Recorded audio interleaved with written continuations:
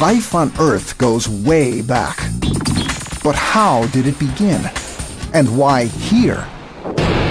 Some believe it arrived on a meteorite. Others claim it began in a warm pond on early Earth. In 1953, one scientist shook the world when he proposed an answer: primordial soup. But was his theory correct? Now, researchers from Denmark to Hawaii are racing to understand how life may have begun by creating it themselves. Each hopes to be the first to find the origin of life.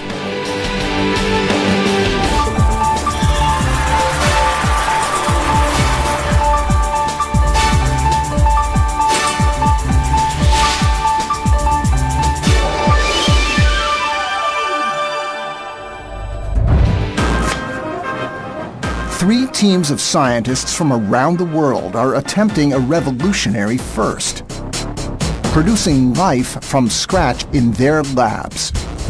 Dr. Steen Rasmussen is the team leader in Denmark. That's very good. We mix organic and inorganic components, a little bit like the alchemist in the old days trying to make gold. We try to make materials self-organize in such a way that it's able to become alive. In Hawaii, biochemist David Deemer believes the key to life is to find out if DNA can assemble on its own, outside of a cell. And if we're really lucky, we will see some synthetic reactions go on, where small molecules join up to become larger molecules. And that would be the most exciting result of all. And at Harvard, Dr. Jack Sostak's team is trying to install a working genetic code into a primitive cell. We know how to make these go through multiple cycles of growth and division. So really the big step is combining that with some genetic material that's also replicating at the same time. Theirs is a race to unlock the very key to our world. But to figure out how life begins, scientists first need to find evidence of when it began. Geologist Minik Rosing has come to Greenland to find clues to life's beginnings. He searches the ancient rocks beneath the vast ice sheet. Preserved for over 3 billion years, these rocks are among the oldest in the world. Archives of early Earth. They're exposed for just a few weeks during the summer, when snow and ice temporarily retreat. So Rosing has a short time to collect samples before ice reclaims the land. He begins his search at a remote place called Isua. He's on the lookout for unique rocks called pillow lavas. These rounded rocks formed when magma erupted and cooled on the ancient ocean floor over 3 billion years ago. When you walk out of the helicopter, you can see these pillow-shaped objects. And when we look at these sediments that settled on top of the pillow lavas, they are also similar to sediments you find in the oceans today. So that gives us an idea of where we were at that time on the planet. We are out in the oceans. Earth's early seabed was pockmarked by spewing hot magma. And it's still happening today. When that 2,000-degree molten rock hits the cold ocean water, it cools rapidly, creating a rounded, rocky shell, a pillow shape where sediments eventually collect. These ancient sedimentary remains are just what Dr. Rosing and his team are after. They could contain evidence of life's origins. So what is it exactly we're looking for now? The origin of life. Right. And so that outcrop down there is the outcrop that has the evidence for the earliest life on this planet. Wow. The team will secure samples not only from the surface, but also more than 300 feet below. Where would the drill go down if you start right here? We can have it so that your casing would be started here. Yeah. So the drill would probably right there or someplace. A core drill will extract 1.1 tons of rock samples using a 115 horsepower diesel engine. an engine large enough to run a bulldozer. Once that engine is secured atop the outcrop, it spins a hollow rod holding a drill bit encrusted with razor-sharp diamonds. Workers force water between an outer casing and the rod to cool the friction and flush out the shavings. After several days, they fill dozens of wooden boxes with samples of some of the world's oldest rocks. We are done. Thanks a lot. This is going to make a lot of people happy. They shipped the precious cargo 2,000 miles east to Denmark's Natural History Museum in Copenhagen for analysis. Among the samples, Dr. Rosing selects one rock formed from silty black layers of clay on the ancient seabed. To find its exact age, he crushes a piece, extracting tiny minerals called zircons. No larger than grains of sugar, zircons are like little time capsules. How is it going? When they form, each zircon captures a bit of uranium.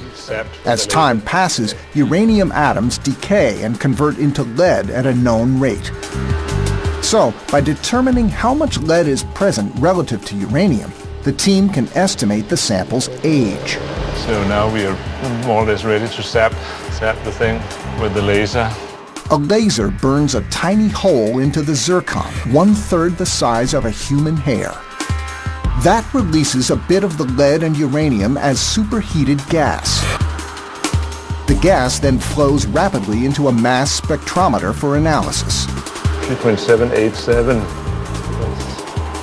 This sample is nearly 3.8 billion years old. That's great. That's an old age. That's really exciting. That's very, very good. That's the sad thing. You find a really nice zircon, then you just immediately destroy it and drill a big hole in it. This rock is among the oldest ever found on planet Earth. When you hold this rock in your hand, first of all, imagine that it has experienced about 1/3 of all time that ever existed. But also it carries a memory of the conditions in the ocean 3.8 billion years ago. So by studying these fine layers we have here, we can say, okay, what fell into the ocean? Were there any activities in the ocean? Were there life? To find out, Dr. Rosing slices a sample so thin it allows him to look right through the rock's layers under the microscope. The geologist finds something astonishing. Tiny black grains. What we can see here at very high magnification is some fine layers in the rock, and we can see tiny little particles of something black. And by closer inspection, it turns out that that black material is carbon. And there's a lot of it, which indicates the presence of billions of tiny cells. The basic form of all life. Once, these tiny single-cell organisms drifting in the water were alive, taking in nutrients, reproducing and then dying, dropping slowly to the ocean floor and decomposing into their final form, carbon. That was really exciting because you don't normally find pure carbon in sediments unless it is derived from living organisms. So this was the first hint that there were life at that time, that we agree that these are signs of life. It's the earliest known record of life on Earth, setting back the previous fossil record by hundreds of millions of years. From just the fact that this rock is so rich in carbon that it's completely black, it tells us that the life was efficient, it was good at producing organic matter. And the only way you can basically do that in the open oceans would be if you live up in the upper few meters of the ocean and you use solar light for energy by some mechanism of photosynthesis. And photosynthesis, a process that transforms sunlight into food, indicates advanced life. So, scientists believe the first life likely goes back even further, to nearly 4.4 billion years ago. After a rogue rock the size of Mars hits early Earth about 4.5 billion years ago, it expels molten rock into Earth's orbit. Then, in just 1 month, that orbiting molten rock sticks together, forming our moon. Not long after, meteorites bombard planet Earth. They carry hydrous minerals, compounds that release water upon impact, and form early Earth's oceans, providing the earliest opportunity for life. The meteorites have the same composition of water as the oceans on Earth. Oceans were established 4.4 billion years ago, and the water that is now in the oceans has been here since that time, basically. Along with hydrous minerals, it's conceivable that life, or its building blocks, also could have hitched a ride to Earth on a meteorite. It may have happened as recently as 1969, near the town of Murchison in the Australian outback. There, funny-smelling meteorites older than Earth itself showered down across 5 square miles. They are the fundamental building blocks of the Earth and of the solar system as a whole. The work that we do on them today won't be the final answer. There's a lot more work to be done in the future as techniques improve and new things arise. The meteorites didn't hold life, but their odor came from something common to Earth: organic material. Under greater magnification, scientists discover that the rocks are coated with amino acids, carbon-based molecules that are among the basic building blocks of all life. But what conditions created these molecules in the first place? And how might they, in turn, create a living organism? Such difficult questions inspire scientists and artists alike. The popular video game Spore imagines if meteorites carried more than just amino acids, but sidesteps the question of how life may have been created in the first place. We kind of basically punted on the origin of life question, and at the beginning of Spore, you actually see life, arriving on the comet, and it crashes into the ocean, and little shards of it come off, and down in the ocean, all of a sudden, a little single-cell organism pops out and starts swimming around. That's the beginning of the game. There is as yet no proof of alien life having arrived on planet Earth. But one question remains. What conditions on Earth or elsewhere enabled life to first emerge? Before life, there was no oxygen or ozone layer in Earth's atmosphere. Instead, Earth's non-oxygen or reducing atmosphere likely held some ammonia and methane, water vapor and hydrogen from evaporating water, and lightning, due to friction from the heated gas. In 1953, chemist Stanley Miller designed an experiment approximating those conditions to see if life could emerge. He zapped a beaker full of early Earth's likely atmosphere: methane, ammonia, hydrogen, and water vapor, with a bolt of electricity. He called it his spark discharge experiment. Miller's former graduate student, marine biologist Jeffrey Beta, was there from early on. Well, this is the original design of the spark discharge experiment. You've got this flask here, which is simulating a hot evaporating ocean. This water vapor goes up through here into this flask here. This is where the gases would be, a mixture of methane, ammonia, and hydrogen. These are electrodes that we'll use to generate a spark in the system to simulate lightning. As the spark repeatedly zaps the vapor over several days, the vapor condenses into a liquid, flowing down like a river, back into the ocean to start the cycle again. Liquid water is absolutely essential for life as we know it. And the reason is simple. Molecules need to be in contact with each other to have any further chemistry, and water is an excellent solvent. So it dissolves things, and once they're in solution, just by chance they're going to run into each other, and then perhaps there could be further chemistry take place. So, did Miller create life? Not exactly. But he did create brown primordial soup, the chemical goo that pooled on early Earth before life. His electric spark broke chemical bonds in the gas. Eventually, those bonds recombined into hydrogen cyanide along with amino acids, the smallest molecules or building blocks of life. Amino acids link together to form all proteins in living things. As humans, we all share the same 20 amino acids. Miller created 5 of those 20 amino acids necessary for life. It was a first, and it launched modern scientific efforts to create life in the laboratory. Miller started the whole field of what we call prebiotic chemistry, the chemistry that takes place naturally that produces the compounds essential for life as we know it. But it didn't take long for the scientific community to raise questions about Miller's experiment. Many believed his premise was flawed. Early Earth didn't have an ozone layer to keep out the sun's ultraviolet rays. So its atmosphere couldn't have held large amounts of methane and ammonia. Both methane and ammonia are rapidly destroyed by ultraviolet light, and on the early Earth there would have been ultraviolet light penetrating all the way to the surface.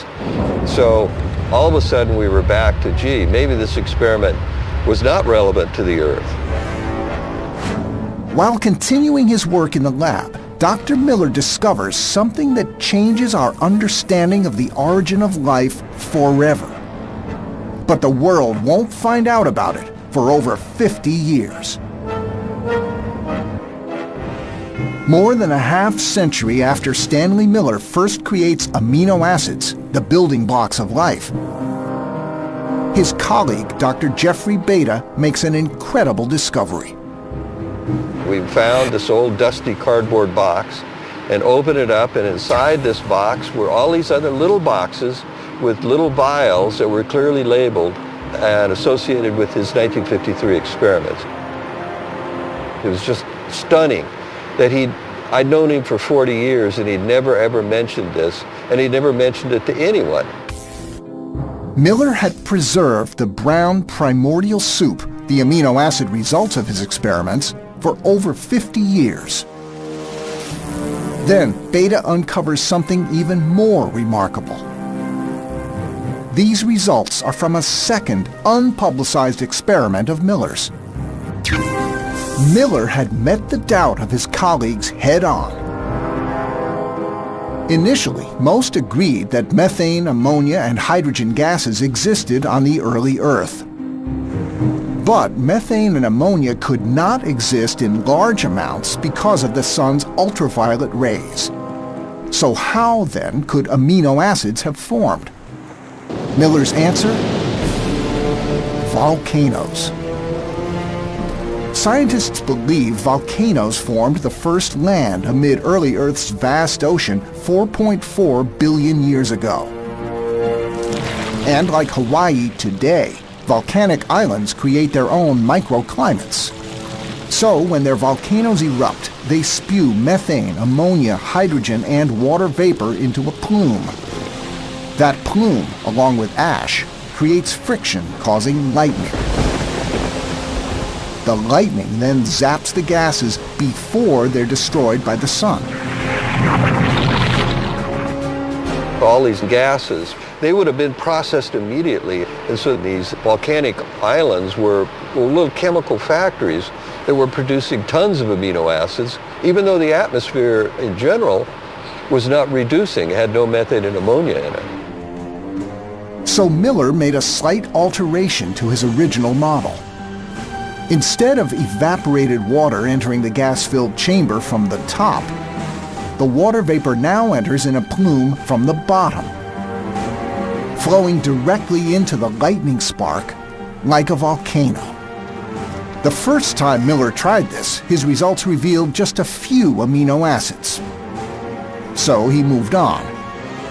But the problem wasn't in his results.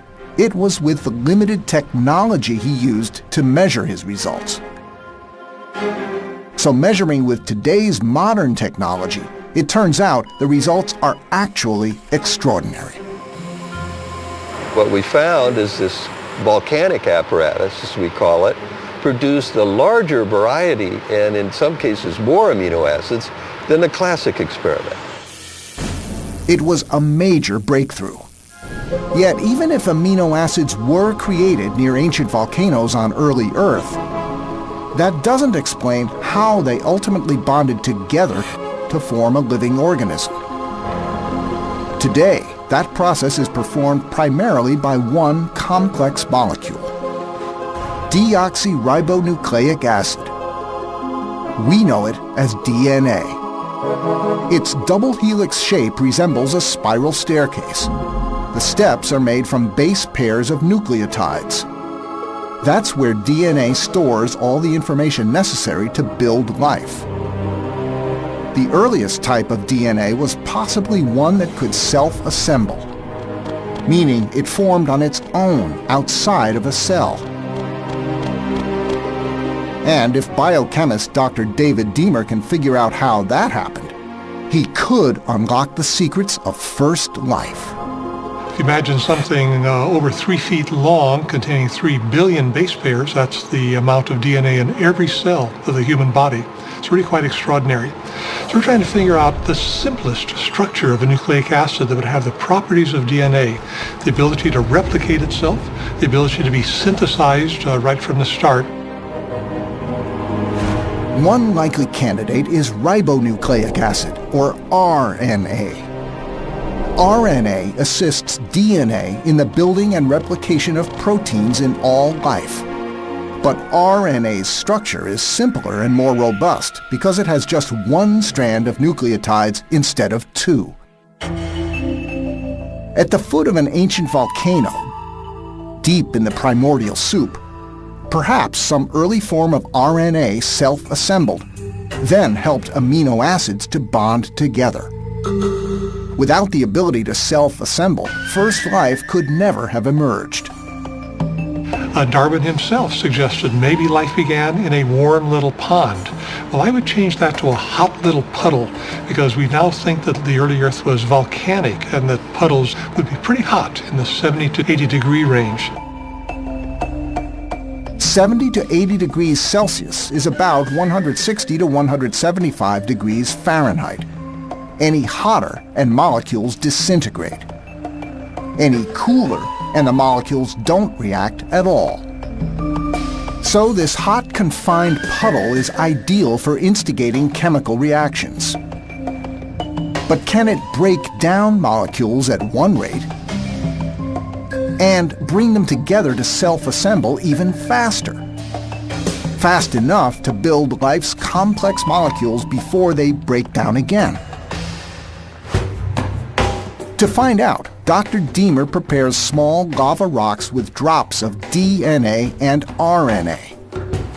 This is a reddish lava, very porous. We think that this is the kind of rock that would have been in contact with water on the early Earth. He'll expose them to a real-world setting, inside a hot vent at the Kilauea volcano in Hawaii. So here's the first sample of DNA. It soaks down into this porous lava. Some people think that those porous compartments are actually part of how life began, because they provided a protective compartment for some of the reactions that we're interested in.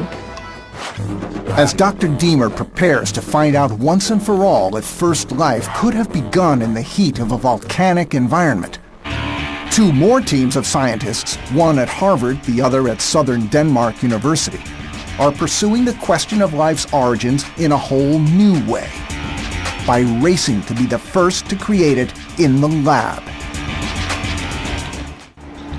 3 teams of scientists from around the world aim to be the first to create life from scratch. In Denmark, Dr. Steen Rasmussen heads up the effort. So how are things going? It's very good. I believe life can be made in the laboratory, and I think that life can be made in many different ways. I don't think there's just one way to do it. I believe that there's a variety of designs out here. Different research groups are pursuing different ways of doing it, and I think that I'll be very surprised if we won't be able to implement several different minimal or very simple living systems. Cells are the smallest unit of life. Organisms range in size from just a single cell to trillions of cells. But at their most basic level, all cells must have three things in order to survive. DNA, the information needed to build and reproduce. Metabolism, the ability to take in food, change it into energy, and discard waste. And a membrane, a container to hold and protect it all. Like the video game Spore, the ultimate goal is to create new forms of complex multicellular life. We unfortunately can't make anything that's like Frankenstein or what you see in Terminator. What we're attempting to do is make a life form that's way, way simpler than the simplest modern life form. So it'll be something that's a million times lighter or smaller than the tiniest modern bacterium. So it's very, very primitive life. These magnified fatty amino acids aren't alive, but they are critical for life. Like soap bubbles, adding water to fatty acids causes them to self-assemble into round vesicles. Containers perfect for holding and protecting a cell's functions and DNA information. A container or membrane is the first step for creating life. For the Danish team's recipe, they begin with a small dash of ruthenium. Ruthenium is a rare, durable metal usually used for jet engine turbines and computer chips. And while it may not have been part of the first life in early Earth, for creating life in the lab, ruthenium is valuable for one critical quality. It absorbs light. That quality provides enough energy for basic functions in the team's simple cell or protocell. Once the solution turns orange, that means the ruthenium is mixed evenly and is ready for the next step. We try to make our protocell from materials that are as simple as possible. We want to go from the non-living material to the living material. So we actually make this transition from non-living to living. That's the important part, and it's not so easy to do that. A second team member prepares a test tube of fatty acids in salt water over a magnetic mixer. Well, it's very simple. Under this plate we have a disc that turns continuously and basically is magnetized, and here we have a little magnet and that will follow the magnet. The small white magnet provides an even stir. A steady stir ensures the ruthenium gets mixed evenly throughout. And now I will start titrating, as we call it, adding acid to permit the spontaneous formation. When the final ingredient, hydrochloric acid, is added, this even mix provides the best chance of assembly of protocell membranes. The cloudy texture means that self-assembly is successful. The membranes are visible only under magnification. I can clearly see that I have formed a membrane about 1,000 to 10,000 times smaller than your hair. This is the first step toward creating life. But there's a problem. The team must figure out how to insert life's last two elements, a metabolism and an information molecule like genes, inside. In a normal living cell, the membrane is controlled by special proteins, gatekeepers that invite what's needed and repel what's not. But creating these proteins is far too advanced for a simple protocell. So to overcome this problem, the Danish team comes up with a revolutionary idea: moving the protocell's insides to its outsides. The team chemically attaches genetic material to the outside of the membrane. This eliminates the difficulty of moving resources in and out of the cell.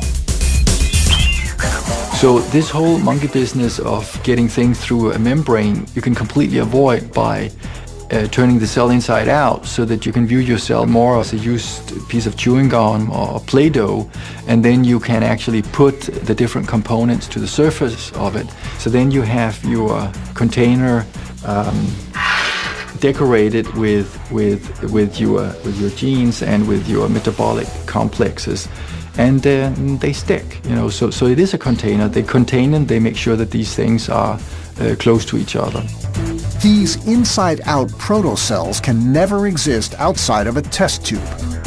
Still, even with this simple protocell, the team hasn't figured out how to make them divide to reproduce another generation on their own. A critical function for all life. But nearly 4,000 miles across the Atlantic, the team at Harvard's Life Initiative has figured out a simple solution. Dr. Jack Sostak and graduate student Ting Zhu have determined how to get their membrane vesicle to spontaneously divide without turning it inside out. These membrane vesicles, we can make them grow and divide all by themselves. For a long time, we were just thinking about growth in too simplistic a way. We thought of starting off with a spherical vesicle and it would just get bigger. A vesicle membrane can grow when small fatty acids, or micelles, combine with the fatty acids already in the membrane, causing it to expand. But that type of growth creates difficulty when it comes to division. It's really hard to make a spherical vesicle divide. You have to change the shape. It takes a lot of energy. To conserve energy, Ting Zhu developed a groundbreaking process. Vesicle division by simple environmental vibration. Vibrations similar to those from a wave or current. The vesicles are growing and the tail coming out. Under the microscope, those micelles are growing in a long filament stemming from the vesicle membrane. It actually grows in this surprising way by building this filamentous extension. Eventually, everything in the round vesicle will go into a long filament. After the vesicles grow into filaments, the team vibrates the filaments, creating new vesicle membranes. The nice thing is that long filamentous vesicle that's forming is very fragile. And so it just takes gentle shaking to make that divide into daughter vesicles. This is a significant step toward creating life, membranes that grow spontaneously on their own. But it's still a long way from a living being. One critical part is still missing. Figuring out how complex genetic molecules like DNA or RNA replicate fully on their own. But in Hawaii, Dr. David Deemer may be on the verge of just such a breakthrough. Scientists believe volcanoes were integral to the creation of first life on Earth. Biochemist Dr. David Deemer wants to know for sure. Oh, look at that. Isn't that spectacular? This is just what I came for. These real-world conditions at Mount Kilauea in Hawaii's Volcano National Park approximate Earth's early environment. Right on the edge of the Kilauea caldera, this is a hot area as part of the volcanic activity, and this is where the heat from this magma that is driving the volcano warms up this part of the site of the volcanic area. A caldera is a cauldron-like pit usually formed by the collapse of land following a volcanic eruption. Scientists believe when life first appeared, the Earth was full of places like this one. Here, hot gas vents emit water vapor, hydrogen sulfide, and sulfur to form a crusty surface. Everybody used to think, and I'm sure most people still think, that life began in the ocean. But there's too much calcium, too much magnesium, too much ferrous iron on the early Earth and the ocean at that time. There were volcanoes back then, and there would be rain back then. So we now have a freshwater environment. Now you can do a lot of things in freshwater that just don't work in a marine environment.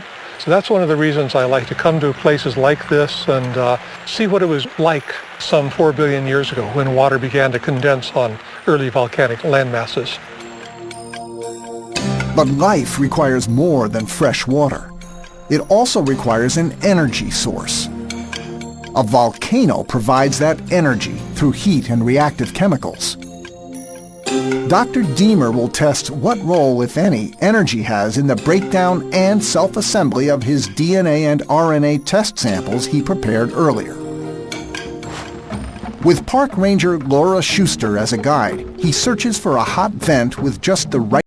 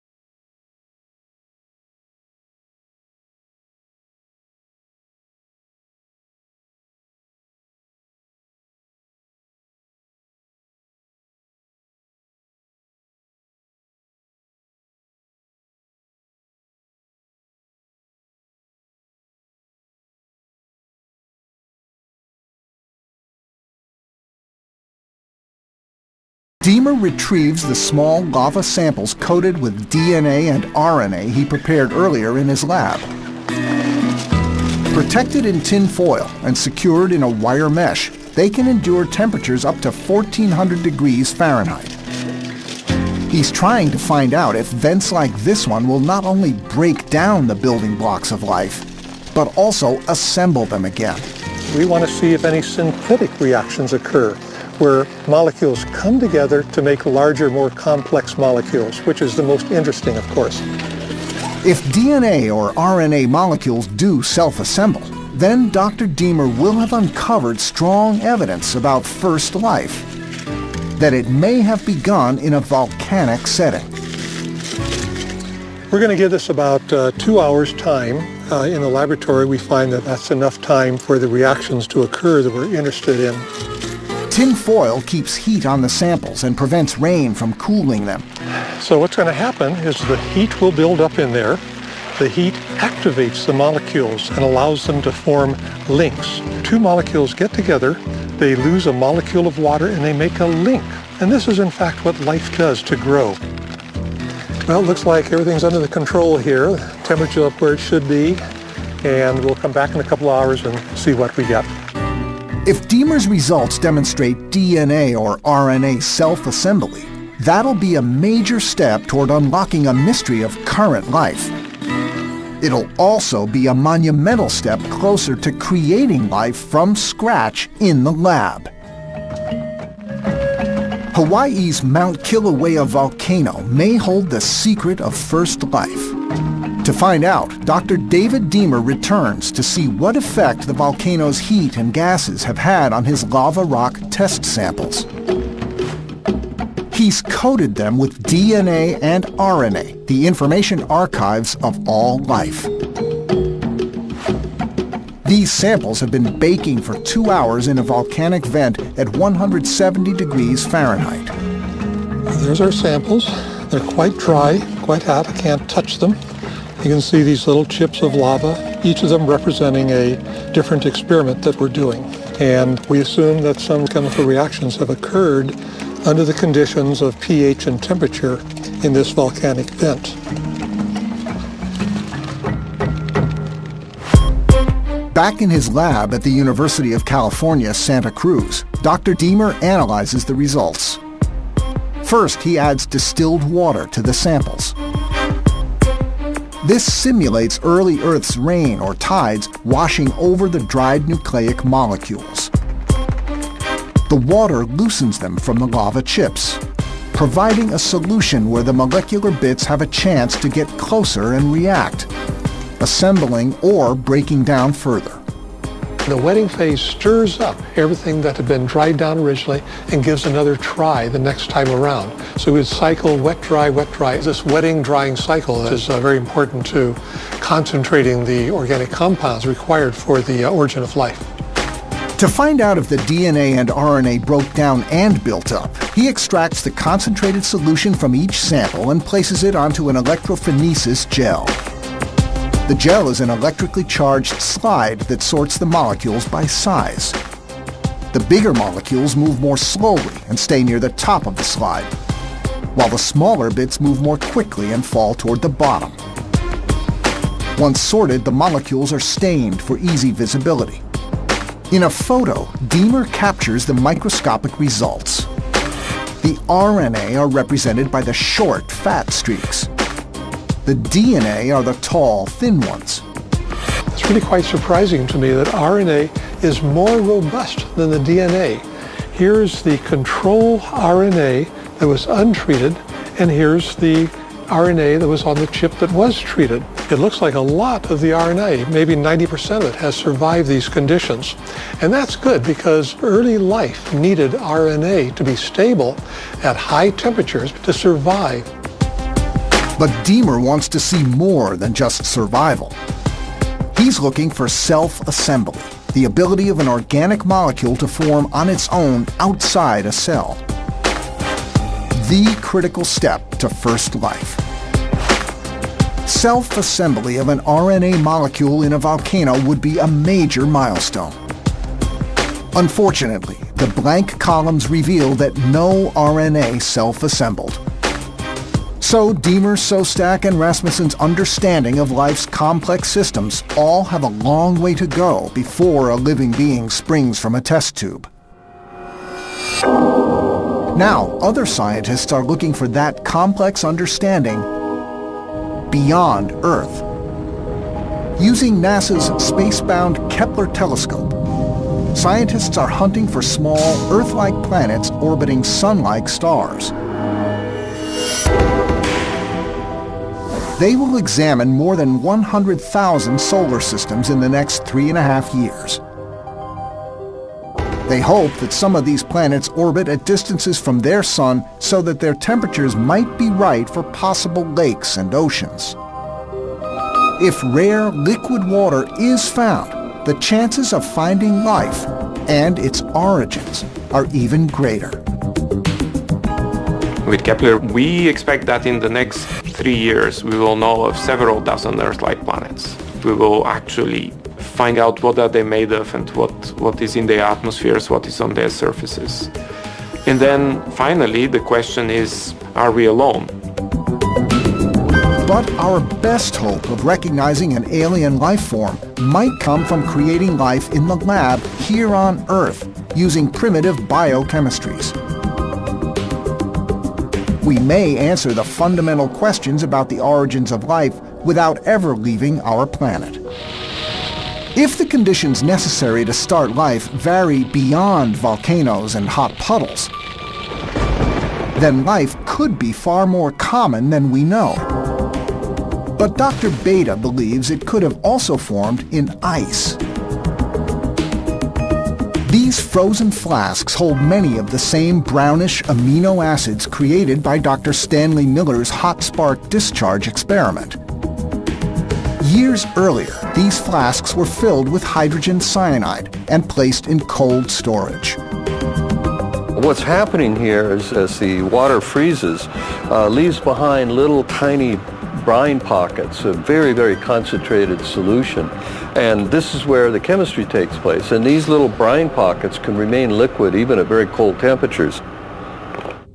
Not only could life on Earth have begun in the cold, it implies, to Dr. Beta, that alien life might be closer than we think, in our own solar system. But not on a planet, on a moon. Jupiter's moon, Europa. The icy satellite of Jupiter, has a liquid water ocean covered with ice, and people are intrigued about whether there's life in that European ocean. I take a different view on it, and that is that probably a lot of the chemistry that we think took place on the early Earth producing simple compounds may have or is taking place in the European ocean now. In the billions of years in the future, when our sun swells up into a big red giant and engulfs the Earth, all of a sudden the European ocean's going to melt. And I look at Europa as a big frozen prebiotic casserole that could then undergo further processing, have a second origin of life way into the future of our solar system. Whether scientists can unlock the secret of life's origins in the cold of a glacier or the heat of a volcano, one fact is clear. Using that knowledge to create life in the lab would change the world as we know it. Scientists believe first life on Earth emerged around 4.4 billion years ago. Now, with advances in protocell membrane growth and self-assembly, we may be on the verge of a second origin of life. And with it comes the potential to create a whole new world.